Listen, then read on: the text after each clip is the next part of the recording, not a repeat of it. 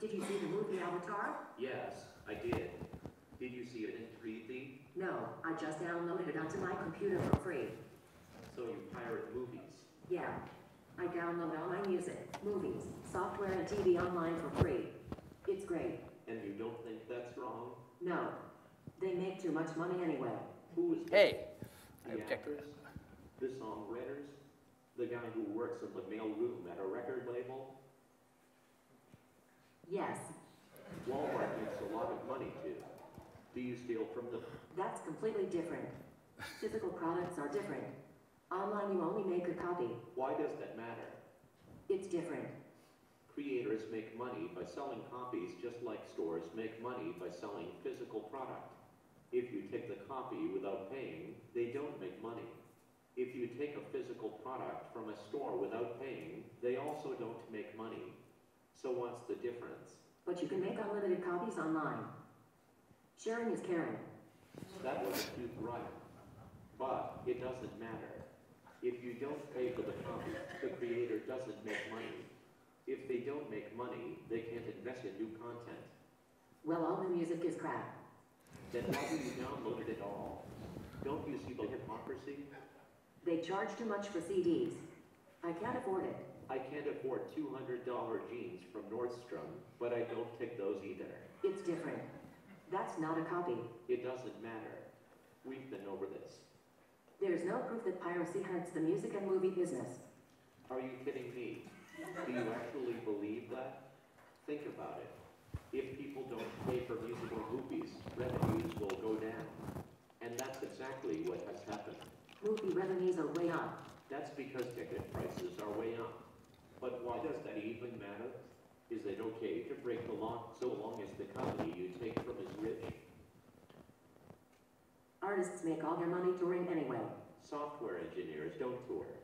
Producers don't tour. Songwriters don't tour. Music publishers don't tour.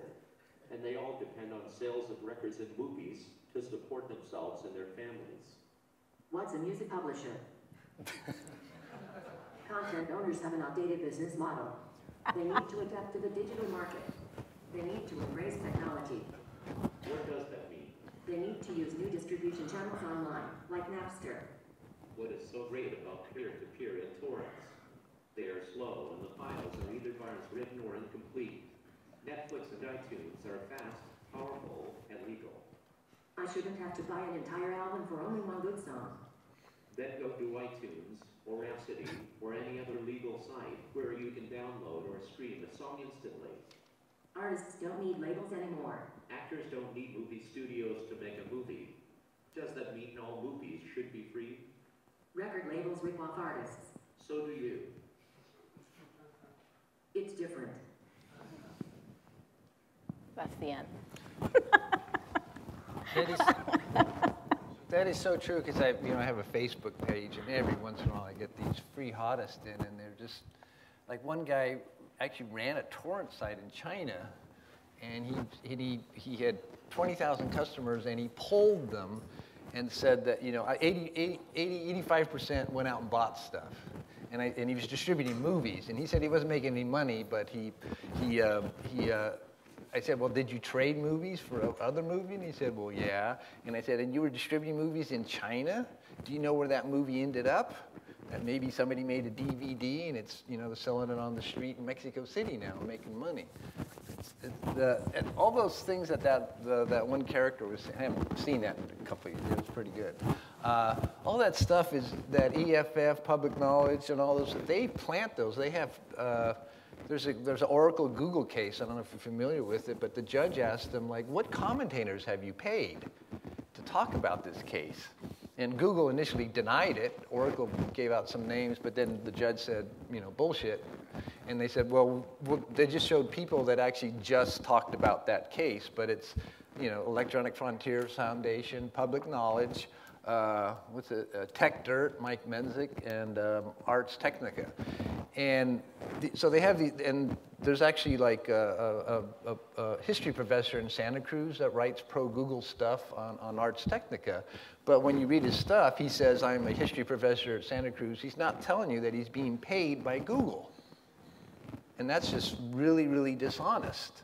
And they've been doing that for years and years and years. And, you know, last year, Google alone spent more on lobbying than the movie and record industry combined.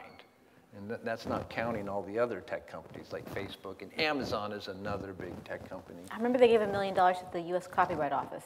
I remember hearing that. I don't know what was, you know, they were voting on at the time, but the Congress, but they were, you know, planting seeds. But the thing is, I mean, they really are planting deliberate misinformation, just to, you know, keep their bottom line. And you know, you have to ask yourself, is this really where we want the internet to go to, that direction? You know, where it's just like, I mean, the other thing that's kind of weird is, there was a book, I think it was from the 50s, called The Hidden Persuaders, which is about the advertising, TV and radio advertising industry. Now we have a more efficient hidden persuaders because Google and Facebook and all those, they track your information and they know how to lead you before you even know where you want to go. And you don't even see it coming. You know, I mean, I've seen musicians saying, oh, you know, Spotify makes me money, and I've just been looking at the figures for it because we had a label in England, a label here, and you know, one year we were on Spotify and one year we weren't, and it turns out that I have to wait till the end of the year, but right now what it's looking like is the one that was on Spotify, it has 20% less sales, and the one that's not has 20% more. And this is like, and I'm arguing with other musicians about it. You know, I mean, I have to wait till until I get the numbers, but they've, you know, even musicians have been like, you know, like what that person says, you know, information is supposed to be free. Yeah, they pit people against each other and groups against each other. Back in the day when it was just the NAB before the internet, the artists and the songwriters were pitted against each other, and the songwriters lobbied everywhere to make it so that the recording artists wouldn't get performance income. And they collect about $1 billion every year, the songwriters do, and the recording artists don't, because you know when you hear music on the radio, you know, you think that those recording artists are making money, and they make zero. And so they were trying to get those rights, and they lost because the NAB is so powerful, and Congress is afraid of them.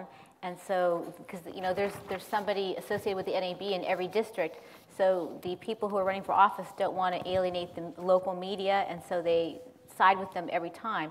And so when the Copyright Act, you know, came, the revised in '76 happened, they gave people performance rights, or they didn't give people performance rights, but later they gave it to the recording artist, but it was just a digital right only, limited digital, when digital meant nothing.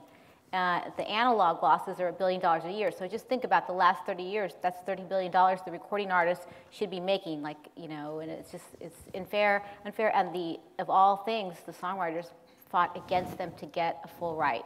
And they're the only creators in this country that don't receive full copyrights. It's totally unfair. Do you have the picture of the malware and phishing blocks? Did we get those? Okay, well, I don't know if you remember back in January, the line that everybody was sold is censorship, break the internet. You know, that was like, you know, you can't pass this law because break the internet, you know, because a block would come up and, you know, say you're going to an illegal site. Well, this is just to demonstrate the hypocrisy and the amount of lying they're willing to do because you can't check up. But these are, this down here it's kind of hard to read, but this is a malware block. So I went and searched and was going to some site, and it comes up, there's malware here. It may be compromised.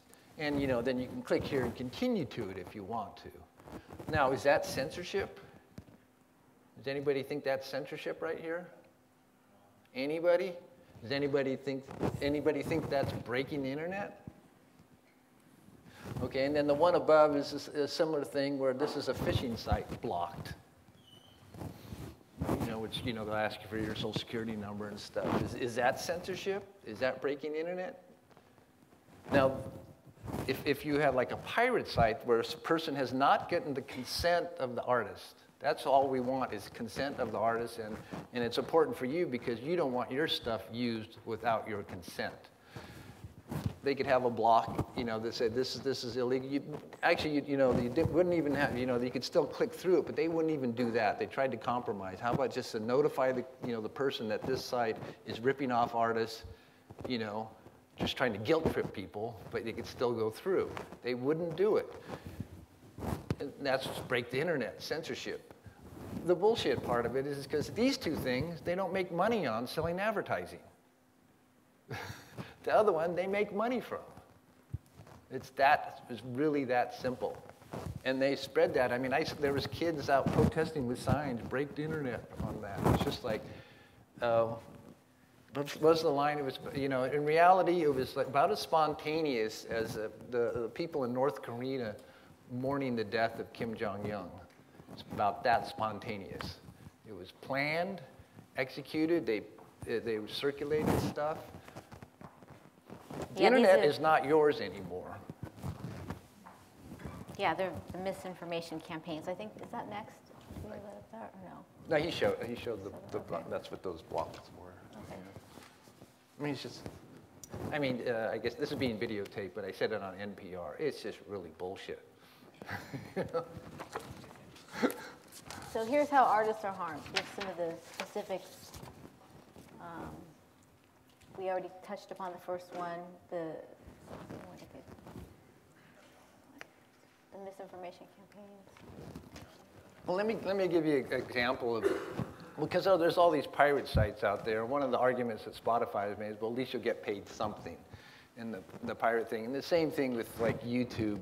Like Dead Kennedys, we were in a negotiation with YouTube, and we found out they have a standard deal.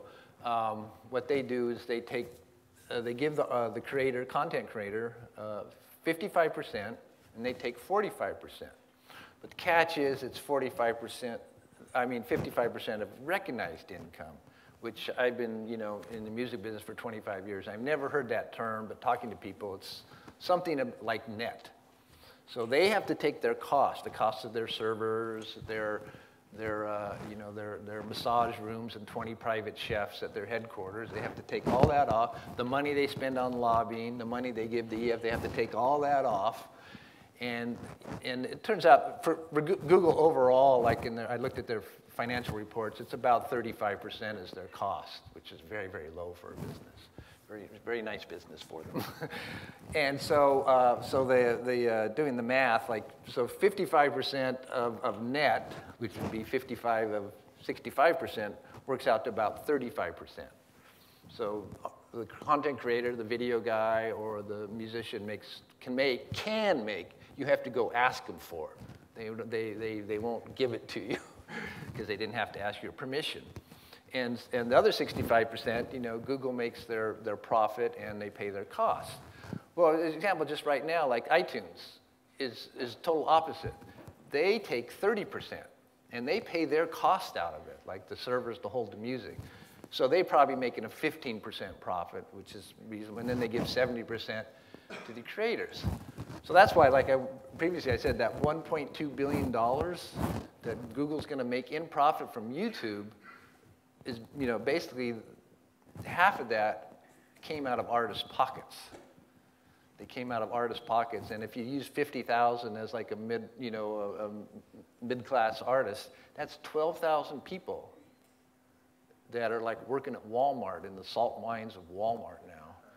Or unemployed. And meanwhile, the people at Google they're back at their, you know, the party bosses of this forced collectivism are back at Google driving their Testarossas. They got 20 masseuses, 20 things. They got champagne flowing out of the fountain. And it's, you know, and that's, you know, that 40%, 5% fewer musicians. I think that, you know, Google's about half of it alone. And like I say, this is not just an issue for musicians. It's authors are going to be next. Like I have a couple of freelance photographers I know in the Bay Area, and they're all making half amount of what they used to make. Because once they put a JPEG on the internet, it's gone.